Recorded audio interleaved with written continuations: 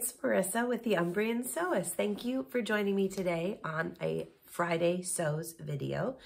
Friday Sews is a hashtag that was created by Jen in Today in Jen's Sewing Room, and it's a chance for vloggers to sort of vlog under a hashtag, which is hopefully easy to find for people looking for sewing vloggers, and it's a great way for us to all sort of come together remotely. I am sick again. I have calculated that this is the third cold that I have had this year so far, which is quite disturbing and doesn't say much for my immune system. But I am better today than I have been, and so I'm hopeful to be coming out the other end of this period of illness and moving towards the spring, because I'm getting sick of being sick, and yeah, that's that. This is the first Friday Sews I think that I've done for a couple of weeks. I was in the US for a week, and then when I got back, I was super swamped with work, and I actually didn't get anything sewn up that week. Excuse me. And then last week, I think I put out a couple of videos on the haul of things that I purchased in the US, and then Wednesday, I put out my So Frugal video, and I would like to say thank you so much to all of the new subscribers who have come to the channel, possibly from the So Frugal 23 challenge. I hope that you like what you see on the channel, and thank you so very much for subscribing. If you do like what I produce in terms of the video content, it would be great if you could give me a thumbs up, and anyone who's not subscribed, if you like my channel, it would be great if you could subscribe. So what have I sewn up since I last did a Friday Sews? Well, I am wearing the Helen's Closet Cameron button-up shirt that I have spent ages sewing. But I can tell you, I am absolutely thrilled with the end result. I took my time. It's definitely a long process making a shirt. I am going to do a video where I compare the Helen's Closet Cameron with the Itch to Stitch Montana shirt, and just sort of compare them and tell you about my thoughts on them, because they're very similar, at least the Montana classic version. Obviously there's a tie front that you can do, and obviously that's quite different, but I thought that would be quite useful. So if you are considering sewing a shirt, so that you can sort of understand the pros and cons, at least in my opinion, of the shirts. But in general, I love this shirt. Helen's Closet directions are absolutely fantastic.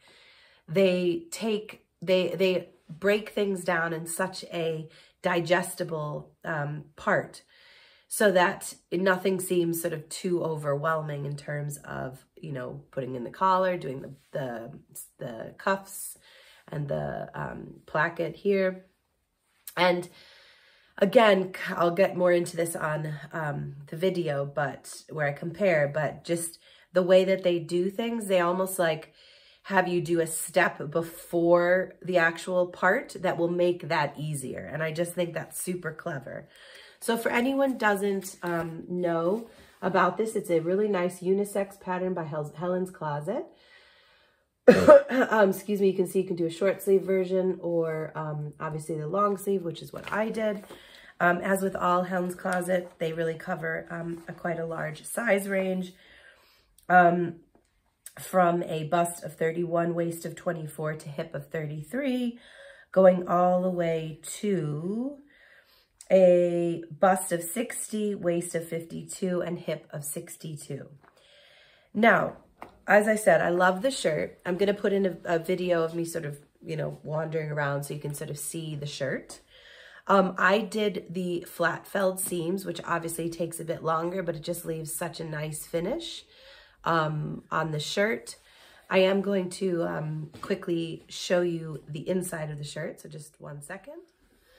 Okay, so this is the inside of the shirt, and as you can see, it has just a lovely finish on the inside. Like I said, I took my time to do flat felled seams, which you can possibly see here. So there are no raw edges. Of course, with most shirts, you do this sort of burrito method so that you have, excuse me, the nice sort of clean finish. I used one of my new sewing labels that says Mojito, and yes, very nice. And yeah, I'm just super pleased with it. The plackets, I'll get more into this, but the way that they explain to do them is absolutely brilliant. And I'm, yeah, really pleased with the finished result there. What I would say is a couple of small things. I'm not sure if you can see from the video. Personally, I think it's a bit short. I would have liked it a little bit longer. I feel like it gives the impression that it's longer, but for me, I wanted a bit longer. So I definitely intend to make another one. I purchased some sort of black and white checked fabric, a nice thick cotton when I was in the US, and I want to make another one, but I will make it longer. The other thing is that I feel like the sleeves they were sort of too wide, which it did say if it is too wide, you just sort of pull them together more when you do the buttonhole, which was easy. So I would just do that again. But yeah, I think it's a really lovely, lovely shirt. I'm so pleased with it. Everything went really well. I think the only comment I would make on, which I think I saw on another channel, someone commented about this, but I can't remember what channel it was right now. But the order in which they have you do the shirt, I do agree is a little odd. And I'll put the name of the channel below who mentioned this as well. But they basically have you do the collar last, which, given how long the construction takes and how much, you know, playing with the fabric you're doing, it can lead to possibly the neckline stretching. Now you do, of course, stay stitch it as the first step. My collar went in absolutely fine. I didn't have any trouble, but I can see how that could be a problem if you were working with possibly a fabric that had a looser weave and was maybe more prone to stretching out. So I think when I make this again, I actually will do the collar sooner in the process, because there is no reason why you couldn't do that. So that is just another point. But yeah, overall, super happy with this shirt. And yeah, can't wait to make the next one. Now, the other thing that I made, which I am absolutely thrilled about, is the Factotum, which is a bag by Merchant & Mills. There's a couple options here. You can do it with a leather strap or a webbing. And this is a sort of crossbody bag, and they suggest that you use oilskin, canvas, drill. You can use a waxed cotton or waxed canvas, which is what I used. And yeah, I actually got this for Christmas, not this past year, the year before. So it's taken me a while. Now, I started the project. I cut everything out. You have to do a lot of like obviously with the bag, the precision is really critical. So you do a lot of like tacking and marking and that sort of thing. So I did all that and I was ready. I got started basically with the first step, which is the pockets. And I will tell you, I just did not get it. Like, didn't get it at all. And I have to be honest, that really hasn't happened to me in recently, in a long time. And I was just like, what? So I walked away, I came back, reread it. I think I did that like 3 times and I just didn't get it. So I reached out to my friend Claire from Stitch Hem Sew, because also I was looking for tutorials on YouTube. I couldn't find any. Merchant & Mills do have a class, but it's like 34 pounds. And I was like, I'm not going to pay 34 pounds because I can't get one step. Then Claire mentioned that Guthrie Ghani had done this bag in, I think, one of their kits. And as part of the kit, Lauren, who runs Guthrie Ghani, does a sew along or a tips and tricks kind of video. And members of the public can buy it for £5. And I thought, I am going to spend £5 for sure. And so I did. It was incredibly useful. And actually, as I went through the bag, I actually needed to refer to it. She explains things so well, simplifies them, and actually in a lot of cases recommended sort of doing things differently to how the pattern says. And in the end, I actually just didn't look at the pattern instructions and just kept watching the video. And I'm super pleased with the result. So here is my bag. Now I used an oilskin, so not oilskin, waxed canvas. So that's why it sort of looks like this. Obviously you're handling the bag and kind of scrunching it up, and that's what gives it this effect, but it's supposed to be like that. I used a nice silver zipper. It has fancy grommets, and I am absolutely thrilled. Lauren also recommended if you wanted, you could put a little pocket on the inside because the pattern doesn't come with that, so I did that. And yeah, the inside is just a navy blue canvas. And the sort of unique feature to the bag is that you've got this sort of flap and then the pockets here. So the pockets are sort of, they call them, they're like pleated.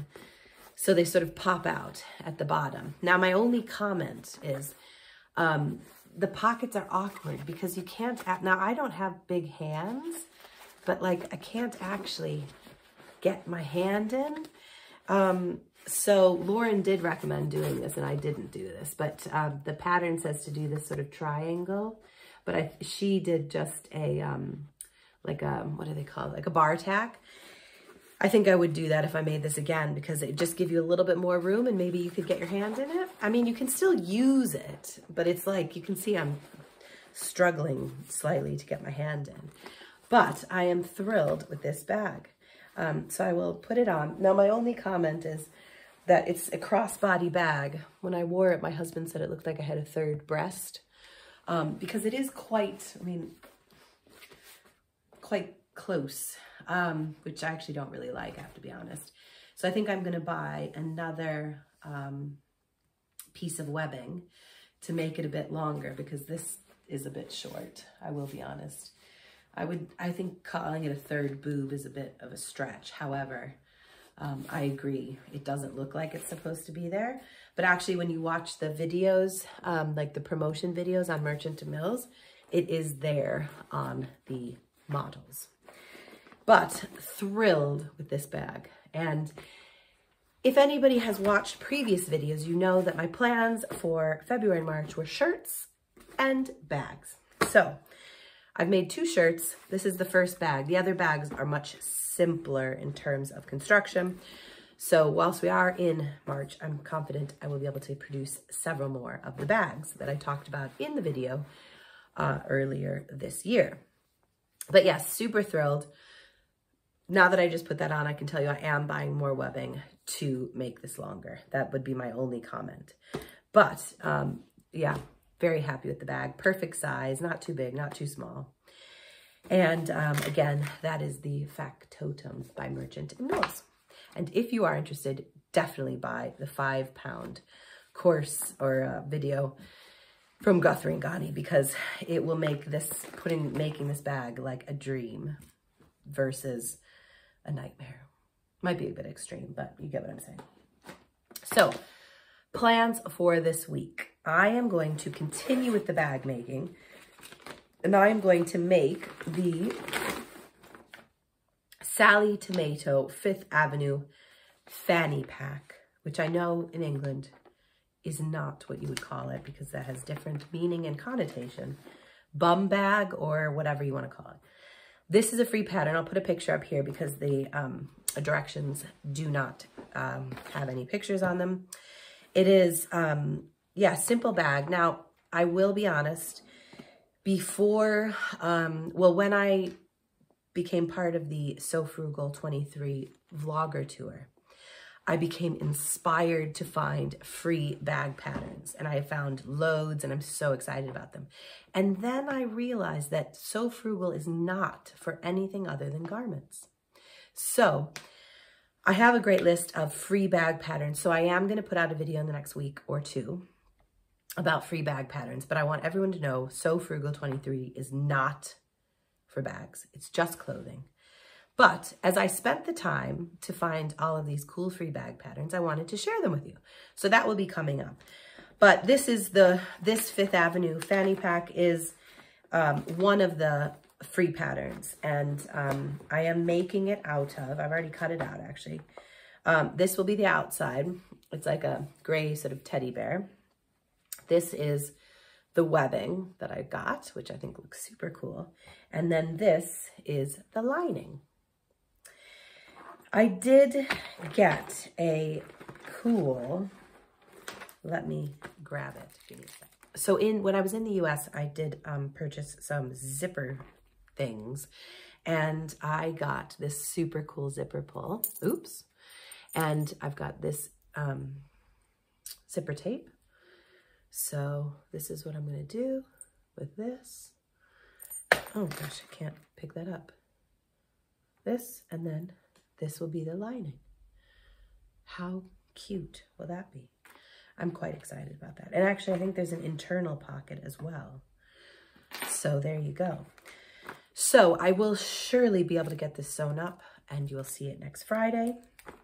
The other thing I'm definitely going to do is make my son some pants from my sort of tried and true pattern, the Sinclair Runberry joggers. And I am going to make him 2 pairs from these 2 pieces of fabric that I purchased from Katoon, that German fabric store that I did a haul from not too long ago. So I'm sure I will hopefully get some other things sewn up. Next week is not as busy as this week and last week for work. So hopefully I'll have a little bit more time to do the things I enjoy doing, which is sewing. Anyway, thank you so much for joining me. I really appreciate, again, everyone who subscribed and liked recent videos. Thank you so much. And yeah, stay tuned for a couple upcoming videos. Like I said, free bags, as well as the comparison of the shirts, the Cameron and the Montana. And yeah, if you like this video, give it a thumbs up. But thank you so much. Have a great weekend, and I hope you all are well. Bye.